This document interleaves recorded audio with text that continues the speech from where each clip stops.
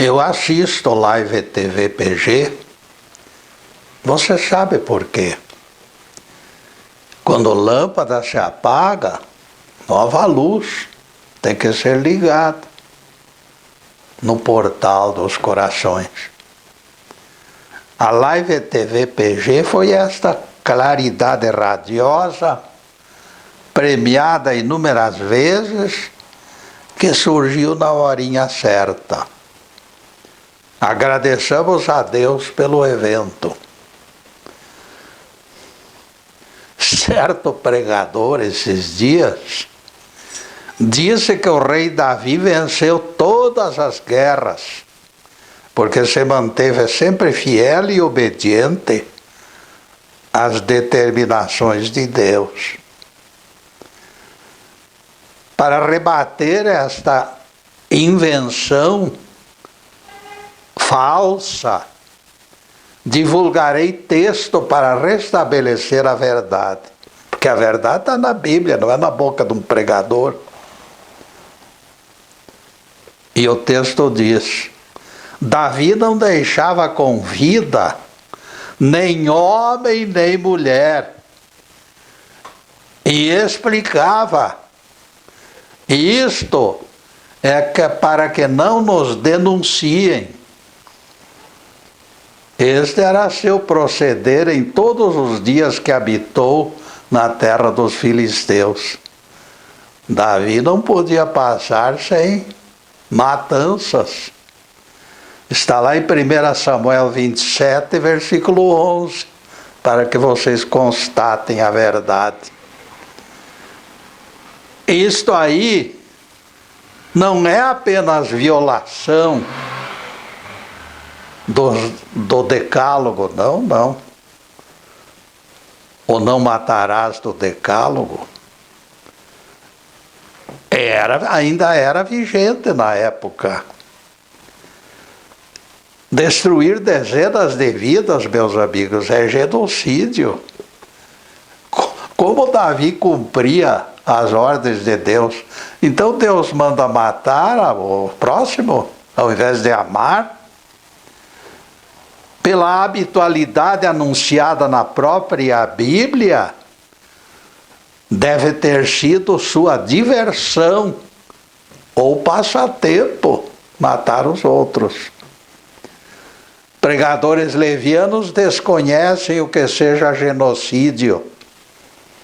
Em seguida, o tema de hoje: verme em jornada eterna.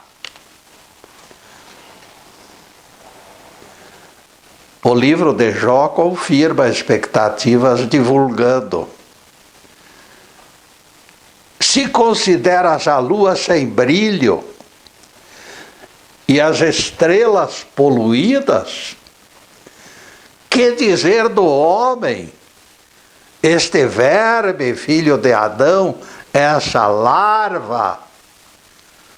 Jó 25, versículo 6. Vejam que a Bíblia aponta adâmicos no formato de vermes ou larvas, enquanto desligados das fontes eternas. Se teu olho te conduz à queda, arranca teu olho.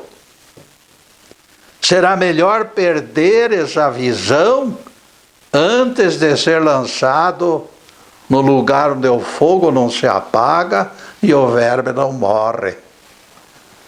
O susto é grande e as consequências ainda maiores. Foi Jesus que mandou arrancar o olho, e nós vamos explicar daqui a pouco.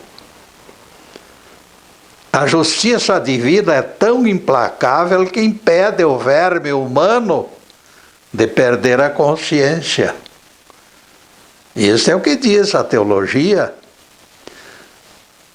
Mas eu digo que as palhas são queimadas, conforme a informação que nos dá João Batista.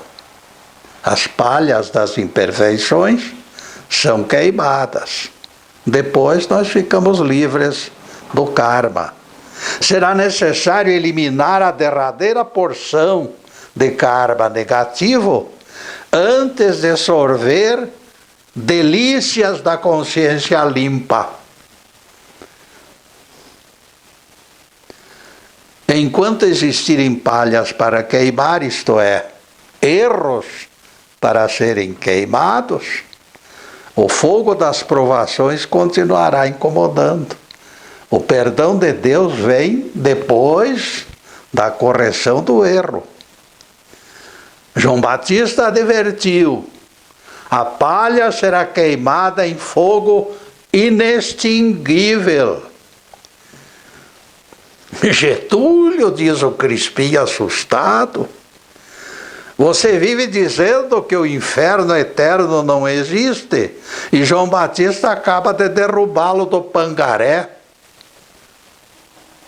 Eu escutei suas referências a fogo inextinguível. Poderia explicar este fogo usando teoremas contrários às penas eternas, como é do teu costume? Com todo o gosto, meu caro Crispim, tratarei desse assunto. Quando você visita o dentista com problemas dentários, o profissional aciona aparelho barulhento que mexe com os nervos da gente.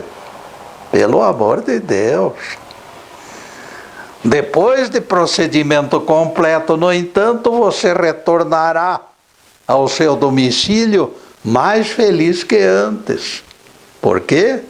Porque tem os dentes bem tratados. Valeram os sacrifícios saneadores. Com dentes limpos e bem tratados, seu próprio sorriso exprimirá alívio e alegria. O gabinete dentário, porém, continuará atendendo outros clientes. Eu não faço restrições ao inferno temporário, meu amigo, porque é correcional. O inferno temporário das provas de todos os dias é necessário que aconteça. Depois de procedimento completo, o que fazer?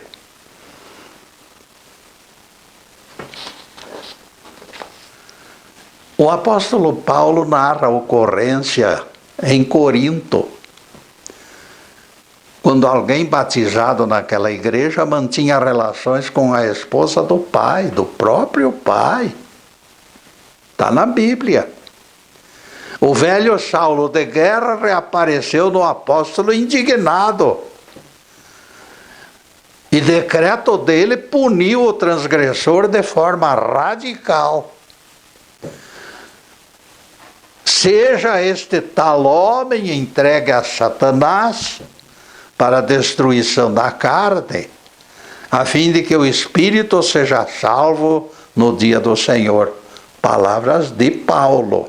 Está na Bíblia. 1 Coríntios 5, versículo 5. Vocês já refletiram sobre a identidade deste Satanás para quem foi entregue ao perverso? Só poderia ser espírito de alguém terráqueo, ainda não desprendido da libertinagem. Este treino anterior favoreceria a tarefa. Não, Crispim, não me venha com este seu Satanás que nem existe, este não existe. Se Jesus disse, todo o poder me foi entregue na terra e nos céus, eu não vejo aonde esse seu Satanás buscaria forças. Torturar pecador de Corinto ao ponto de salvar sua alma, como diz Paulo, exigiria poder que este bichinho não possuía, porque todo o poder está nas mãos de Deus e do seu Cristo. Aos humanos, mesmo perversos, Deus entrega poder. pois habita um planeta de provas e não seria fácil vencê-las de mãos vazias. Então Deus entrega poder como ferramenta. Ninguém me convencerá, porém, que Paulo alcançaria permissão divina para injetar energia no espantalho inexistente.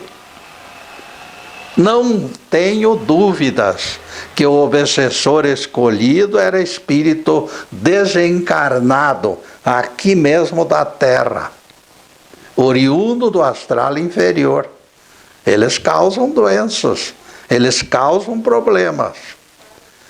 Eu conheci rapaz excelente, meu colega de serviço, que logo após a morte de um cunhado, tornou-se alcoólatra e desencarnou. Era um rapaz excelente, fino, gente boa. De repente mudou totalmente e se entregou ao vício. O espírito do seu cunhado não lhe deu tréguas. E ele seguiu pelo mesmo caminho do obsessor implacável. Acabou morrendo de tanto beber. O apóstolo Paulo usou a mesma receita. Entregou o prevaricador de Corinto para que pelo sofrimento da obsessão ele aliviasse o karma. Paulo até mesmo profetizou que a correção acarretaria tamanho sofrimento que o rapaz de Corinto seria salvo por este mesmo sofrimento. Voltando a João Batista, quando falou do fogo que não se apaga, encontramos semelhanças notáveis. Enquanto existirem vítimas de cáries, valerá o incômodo de sofrer pela eliminação delas, pelo profissional. Enquanto produzirmos palhas pecaminosas, concebidas pelo Batista, o fogo da correção terá que continuar queimando pecados. Depois de palhas incineradas, aqui o fogo atenderá outras vítimas. O gabinete dentário não vai embora porque eu terminei meu tratamento, ele fica esperando novos clientes. Essa queimação acompanhará o tamanho do nosso esforço. Com este universo gigantesco criado por Deus, ninguém de nós imagina quando este fogo purificador gozará férias. Ele não vai ter férias tão cedo. João Batista usou o vocábulo palhas significando pecados. O fogo, consciência despertada, vai continuar queimando tendências malévolas, até quando o transgressor abrir os olhos e aprender com a vida. Também não se usa broca de dentista e dentes sadios e limpos. A broca não ficará inativa, porém, porque outros estarão sempre precisando delas. Longa fila de transgressores buscará livramento e o fogo permanecerá aceso para a temporária terapia. Este fogo é castigo eterno dos teólogos. No entanto, jamais manchou a imagem amorosa e perdoadora do nosso Deus e do seu Cristo. Porque se eu insistir que Deus me conservará vivo e sofrendo, eu não posso acreditar num Deus de amor, como diz o Evangelho. Novas civilizações continuarão sendo criadas no universo e chamas purificadoras serão mantidas para a salvação de todas as pessoas. Jesus foi claro. Em verdade te digo que não sairás dali enquanto não pagares o derradeiro centavo. Mateus 5, versículo 26. Ninguém ficará livre de reencarnações enquanto desajustado. Percebam a riqueza da informação de Jesus. Enquanto não pagares o derradeiro centavo, você pagou, você se livra daquele mal e se torna uma pessoa abençoada. Ninguém ficará fora das reencarnações enquanto desajustado.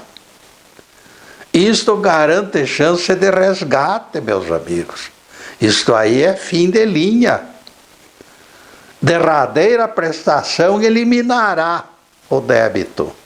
A própria palavra eternidade, em linguagem bíblica, representa dilatado tempo, mas nunca interminável. Sádicos inventaram o castigo perpétuo para assustar os recalcitrantes e vencê-los pelo medo. E neste ponto, amigos, nós vamos fazer a primeira interrupção no programa para os comerciais do canal. Mas é um instantinho só. Daqui a pouco estaremos de volta. Obrigado.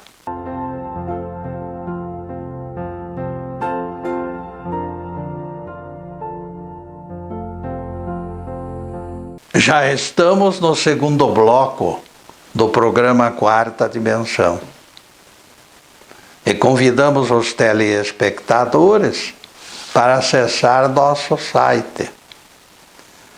Ele já está na telinha, por gentileza de bons amigos.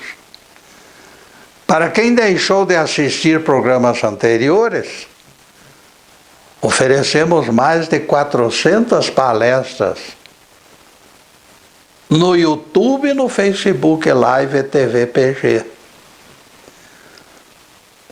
Em qualquer horário vocês podem apreciá-las. Desde março de 2015, programas semanais permanecem no YouTube e no Facebook Live e TV PG, dia e noite. O Quarta Dimensão é gravado nos estúdios Fernando Martins e na mesma hora você pode assistir no Facebook Live e TV Ponta Grossa. Também aqui as exposições anteriores permanecem. Obrigado ao Fernando e ao Zube pelo excelente trabalho e aos telespectadores pela audiência preciosa. Com enorme alegria agradecemos manifestações pela internet. Obrigado, amigos. Em seguida o tema: verme em jornada eterna. A correção ocorrerá na medida do esforço do infrator. Eternidade de penas, além de algo sem proveito, representaria golpe de morte na misericórdia do Pai Celestial. Vocês já pensaram Deus colocar alguém para torrar eternamente? Isso aí é uma coisa muito questionável. No caso de transgressão induzida pela vista, o término do resgate sugerido por Jesus seria arrancar olhos. E a coisa vai ficando difícil de explicar, mas nós explicaremos. Se teu olho direito te conduz ao pecado, arranca-o e atira-o para longe, diz o mestre em Mateus 5, verso 29. Vocês me interrogarão apreensivos. Como pode alguém arrancar olhos, Getúlio? E a coisa fica mais difícil ainda quando nós pensarmos que a vida é uma única vida, que não existe reencarnação. Como alguém pode arrancar olhos, Getúlio? E se a vida fosse única, além de contrassenso e crime, este alvitre exigiria cúmplice treinado, um verdadeiro médico, cirurgião. Arrancar olhos não é coisa fácil. Se a vida fosse única, arrancar olhos seria insanidade mental e exigiria internamento imediato em casa de saúde. Para adeptos da reencarnação, porém, isso não passa de simples projeto. O gajo voltará cego na próxima reencarnação. Essa é a solução de Jesus. Colônias espirituais desenharão cegueira reivindicada pelo próprio espírito, que ele quer se salvar, ele quer se adiantar espiritualmente. Jesus não recomendaria tal coisa se a vida fosse única. A polícia prenderia o fanático que cumprisse ao pé da letra a desta dolorosa carnificina. No intervalo entre duas vidas, desaparecem percalços. Simples desenho do resgate aceito e pacientemente suportado permitirá discreta intervenção recomendada pelo mestre. O sujeito nasce com cegueira. Pela própria vontade, ele quer se livrar do seu erro. Deficiente visual limpará sua ficha perante os tabernáculos eternos. Outra vez o Crispim dos Anjos manifesta contrariedade. Essa ideia de karma negativo que você divulga, Getúlio, é outra falsa doutrina. O cristianismo tem inúmeras maneiras de perdoar culpados. Acima de tudo, Deus é misericordioso e redime o pecador. Eu lembro ao Crispim que o Altíssimo não é apenas misericordioso. Ele também é justo, meu caro. As leis de causa e efeito emanaram dele. Elas induzem o prevaricador de tal forma que a consciência protesta e o próprio vilão arrependido concorda com o resgate. O próprio vilão, porque ele quer se livrar dos seus erros, do karma.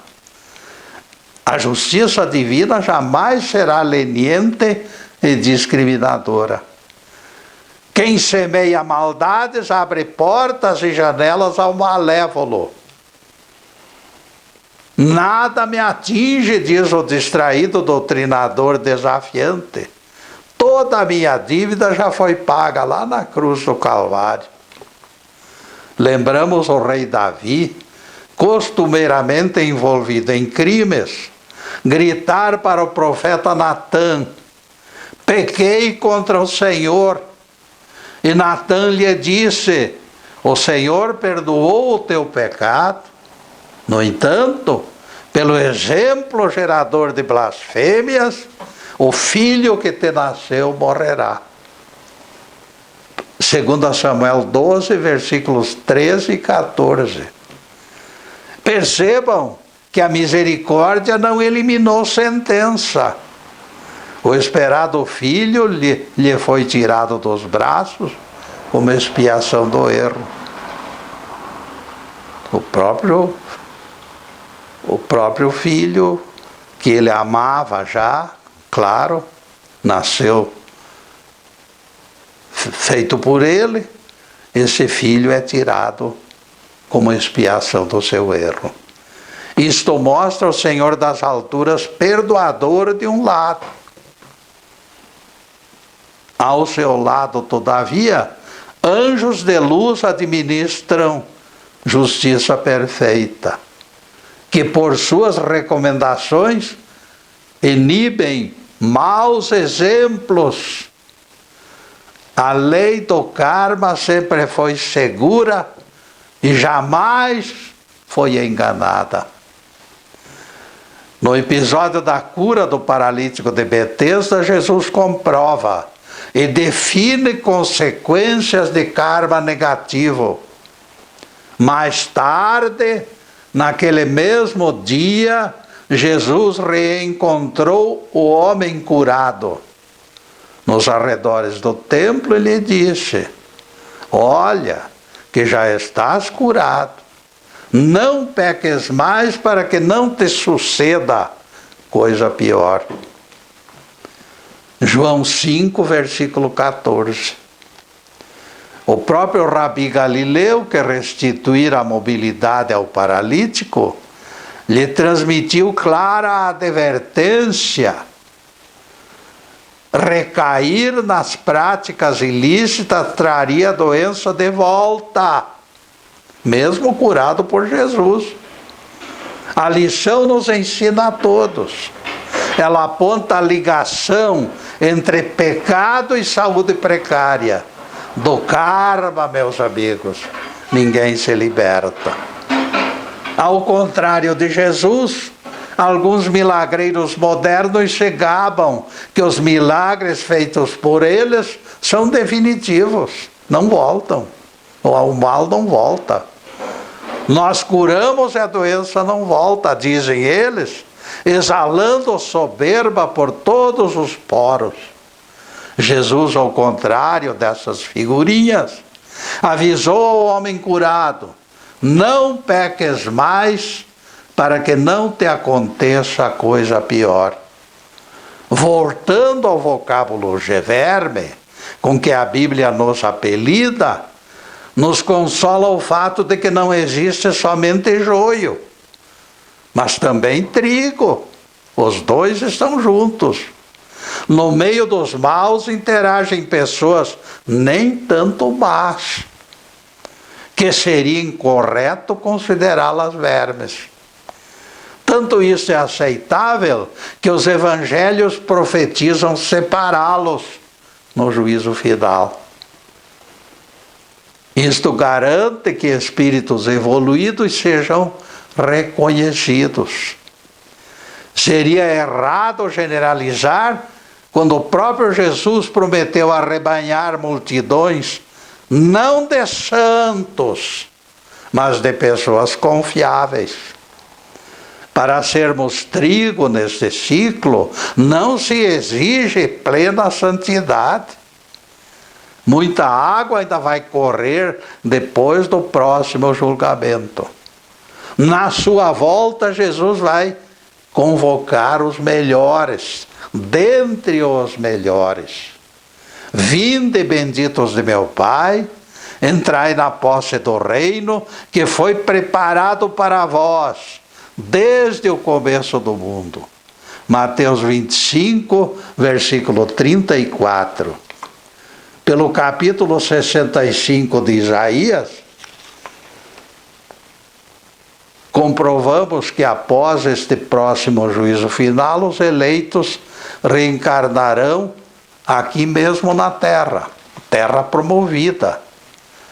A acomodação de viventes de boa índole seria impossível se os violentos e corruptos não fossem expulsos para planetas inferiores. Casais serão formados, e aquela gente construirá casas, e nascerão crianças, e falecimentos só ocorrerão depois dos 100 anos. Ninguém morre antes. Morrer aos 100 anos será morrer ainda jovem. Isaías 65, verso 20. Todo mundo vai gozar de boa saúde, porque haverá paz na terra. A palavra evolução se desenha em nossas mentes. Desavisados tremem ao escutar o vocábulo evolução. Tem gente que não gosta de evolução, considerada execrável por setores, inclusive, das próprias religiões. Saibam, senhoras e senhores, que a definição do homem como verme configura a prova de evolução. É verdade que ainda hoje, distanciados milhares de anos depois de Jó, ainda existem humanos com tal imagem. Os apelidos peçonhentos do livro de Jó, felizmente, se expressaram nos primórdios da nossa raça. Hoje, eles já configuram uma diminuição brutal. E nesse ponto, amigos, nós vamos fazer mais uma pequena interrupção no programa para os comerciais do canal. Mas é um instantinho só. Daqui a pouco estaremos de volta. Obrigado.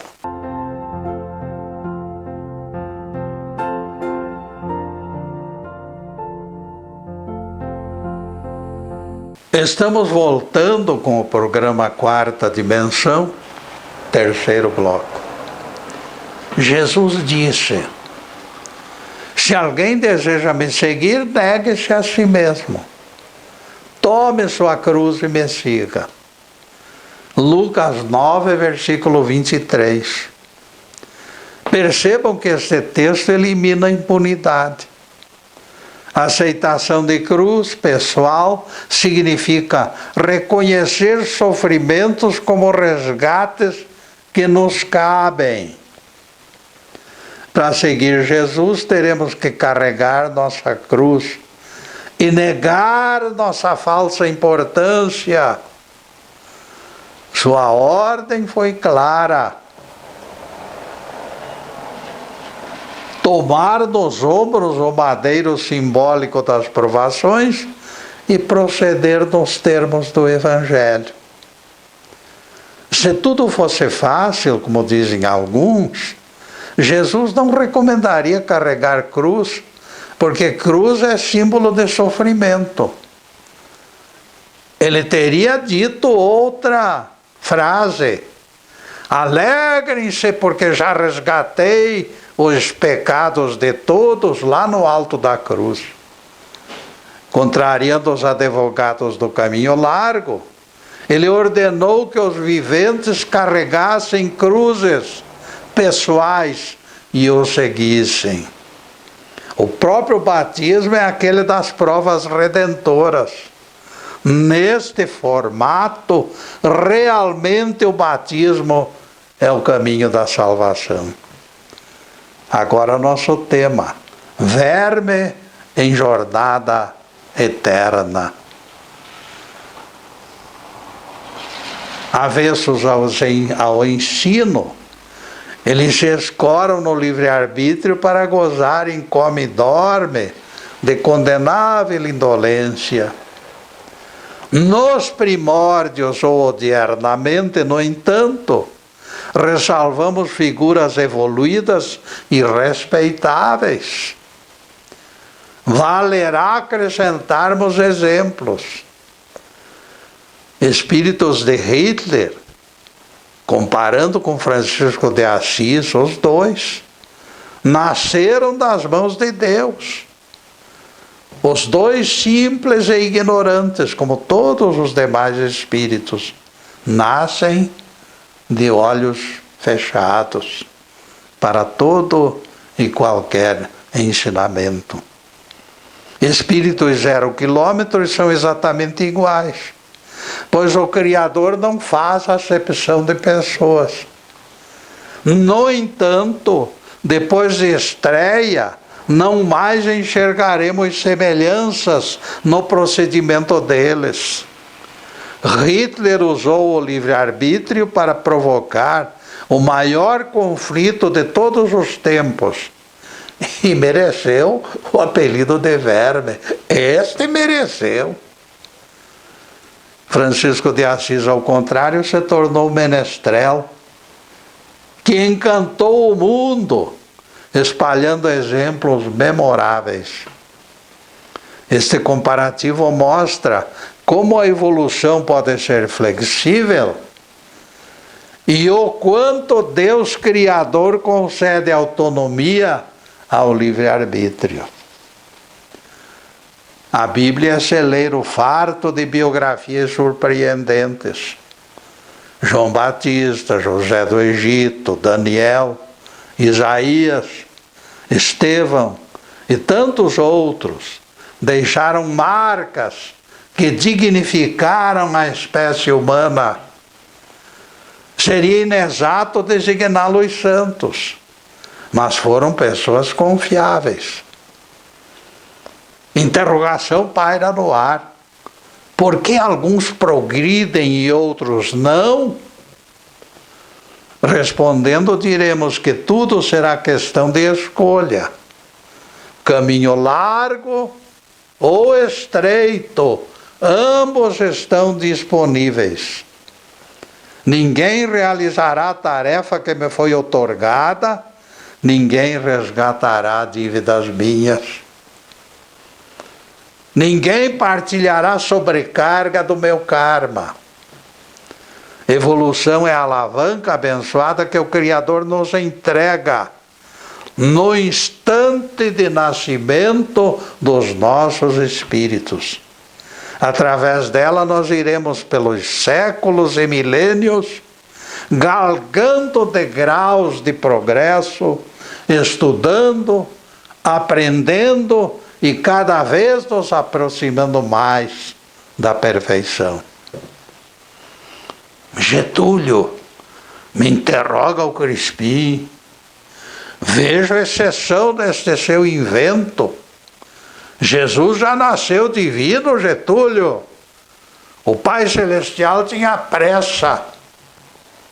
Não se iluda, Crispim.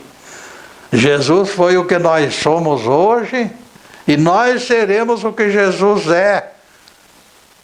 Isto daqui a N tempo, lá na frente, distante.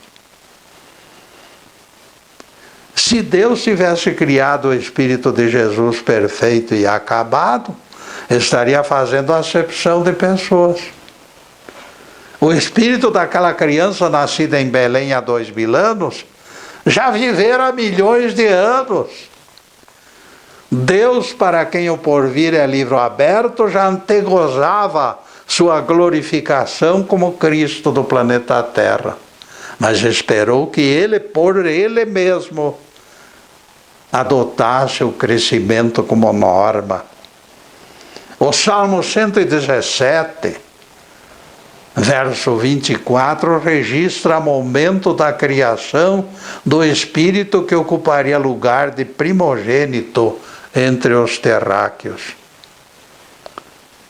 Está escrito lá: este é o dia que o Senhor o fez. Salmo 117 ou 118. Em algumas Bíblias é 118, verso 24. O Crispim agressivo me interrompe. Como você prova, Getúlio, que frase tão curta anuncia o surgimento do Espírito excelso de Jesus? A resposta se encontra nos 2 versos anteriores, Crispim. A pedra que os edificadores desprezaram foi colocada como pedra de ângulo. Pelo Senhor foi feito isto, e é coisa admirável. Está lá nos 2 versículos anteriores, 22 e 23. Se você procurar no Evangelho de Mateus 21, 42, verá que o próprio Mestre se identificou como pedra de esquina. Nosso Rabi acabara de nascer espiritualmente das mãos do Criador, para futuramente alcançar status de Cristo planetário. No caminho de Emaús, Jesus disse: porventura não convinha que o Cristo padecesse e entrasse na sua glória? Lucas 24, versículo 26. O ser humano Jesus de Nazaré, depois da crucificação, penetrou o status de Cristo planetário. Jesus se tornou Cristo do planeta Terra. Em 2 pequenas divagações, recuamos milhões de anos e encontramos espírito infantil do nosso Rabi, lá no começo da estrada. Em seguida, adiantamos outros milhões de anos e configuramos o Jesus ressuscitado em Jerusalém. Longa e proveitosa jornada foi esta. Insatisfeito, Crispim retrucou com azedume. Essa glória, Getúlio, poderia ser o término dos padecimentos de Jesus no Calvário. O ressuscitado exultava pelo término das horas sofridas, e tal libertação talvez seja a glória que ele aponta. As próprias palavras citadas meio minuto atrás, Crispim, desmentem sua versão, pois o mestre definiu seus padecimentos como lucro e não como sofrimento. Porventura não convinha que o Cristo padecesse?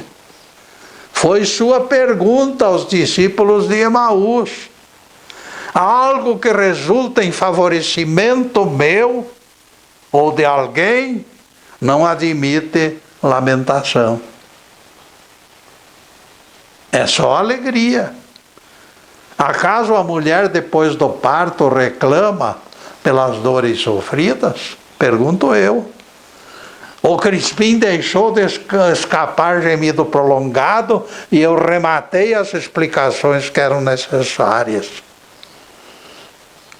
Antes, pelo contrário, Crispim, a mulher se alegra também pelos sofrimentos, quando finalmente recebe aquela criancinha nos braços.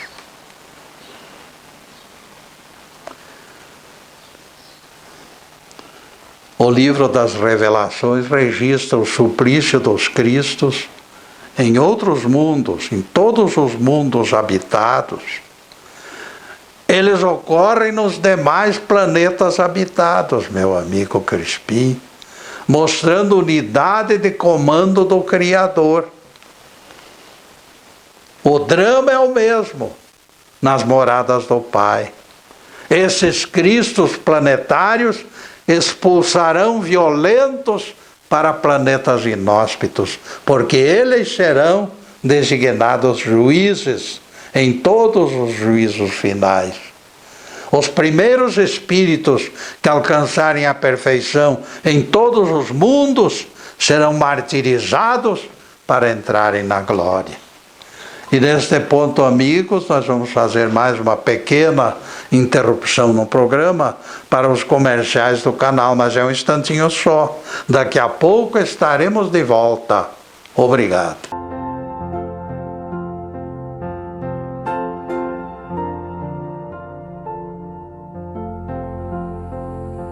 Além do Quarta Dimensão, o Facebook Live TV Ponta Grossa transmite mais os seguintes programas: Olhares com Anderson Pedroso, Transformando Vidas com o pastor Edson, Carro em Casa com o Dine Carneiro, o Infantil Mundo da Alegria com Janaína de Oliveira e o Entre Amigos com Fernando Nilo. E atingimos o último bloco do programa Quarta Dimensão, divulgado por gentileza da Live TV PG. Quartas-feiras, em torno das 10 horas da manhã. Depois de gravado e divulgado, o Quarta Dimensão permanece à disposição dos telespectadores em todos os horários, à escolha de vocês. Na próxima semana apresentaremos outro tema de grande interesse. Em seguida, os últimos questionamentos sobre o assunto em estudo: verme em jornada eterna. Será derradeiro salto da planície física para o planalto da divindade. Os Cristos formam braços do Deus único. É aquela pluralidade lá da criação do mundo, quando Deus não trabalhou sozinho, mas foi chamado no plural, o Criador da terra e, consequentemente, o Criador de todos os mundos.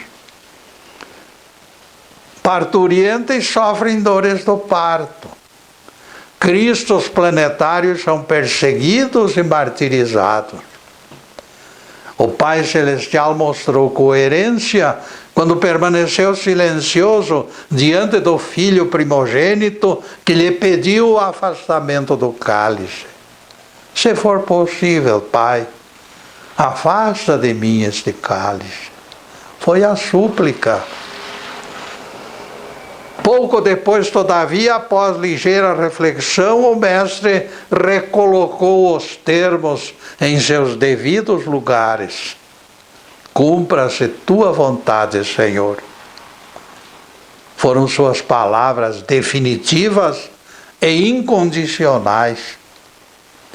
Convinha que o Cristo padecesse para entrar na sua glória.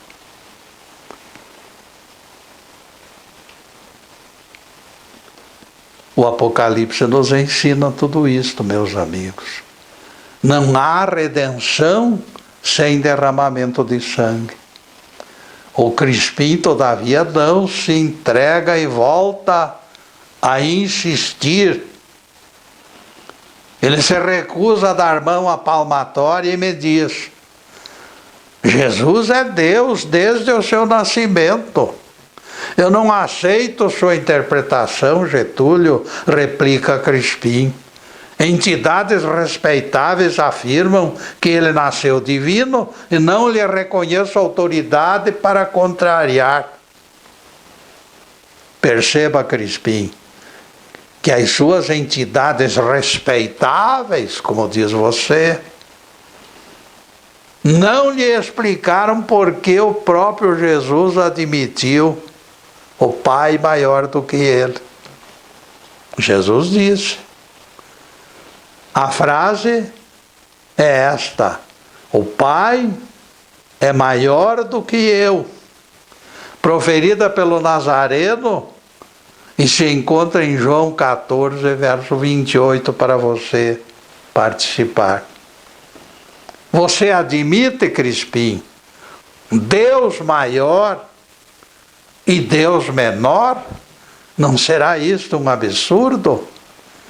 Deus tem que ser 100% perfeito para ser Deus. Jesus apenas 99%, não posso entender. A diferença é mínima, mas em termos divinos, a perfeição se impõe dentro da minha interpretação de que Jesus somente se tornou Cristo após a crucificação. O enigma explica. A cruz foi o toque que completou sua majestade. Aqueles que consideram Jesus como Deus desde os primórdios deveriam refletir sobre tais divergências. Pessoas sensatas não aceitam deuses menores e maiores. Não pode ter. Deus tem que ter um tamanho só. Não vejo o menor sentido nesta doutrina esdrúxula. Tal aceitação nos levaria ao Olimpo da Grécia Antiga, onde Júpiter era maior dentre eles. Lá poderia ser, não me interessa. E isso nos devolveria ao paganismo. Ademais, vocês ainda hoje me ouviram dizer que o salmista se referiu ao dia em que o Espírito de Jesus foi feito. Ora, é voz corrente que Deus existe sem nunca ter nascido. Deus é eterno, sem princípio nem final. Jesus foi criado pelo Pai e o salmista deixou escrita sua certidão de nascimento no Salmo 117 ou 118, versículo 24. As próprias obras realizadas pelo Mestre foram feitas pelo Pai. Em verdade vos digo, disse Jesus, que o Filho nada pode fazer de si mesmo.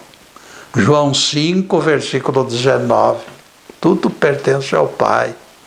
Quem pode aceitar Deus sem autonomia? O texto fala com clareza que o Jesus humano, filho de mãe Maria, não se afastava a milímetro das diretrizes do Altíssimo. Será forçoso admitir, portanto, que o Jesus, Espírito perfeito, antes do Calvário, ainda não alcançara o status de divindade, configurada no Cristo planetário.